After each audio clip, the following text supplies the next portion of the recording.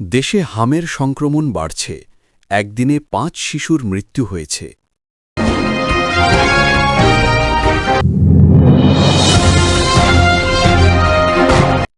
দেশে হাম সংক্রমণ উদ্বেগজনক হারে বাড়ছে।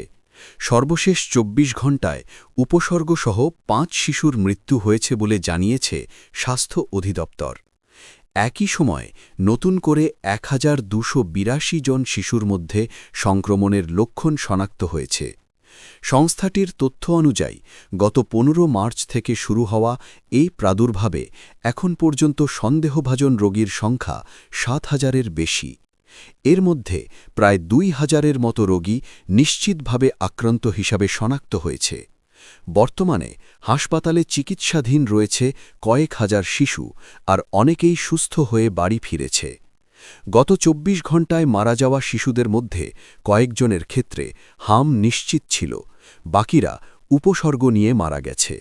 মার্চের মাঝামাঝি থেকে এখন পর্যন্ত মোট মৃত্যুর সংখ্যা শতাধিক ছাড়িয়েছে। বিভাগভিত্তিক পরিসংখ্যানে দেখা যায় নতুন সংক্রমণের হার সবচেয়ে বেশি ঢাকা বিভাগে।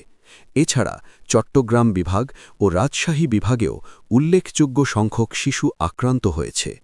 পরিস্থিতি মোকাবেলায় আক্রান্তদের দ্রুত হাসপাতালে নেওয়া, চিকিৎসা জোরদার করা এবং টিকাদান কার্যক্রম বাড়ানোর ওপর গুরুত্ব দিচ্ছে স্বাস্থ্য বিভাগ।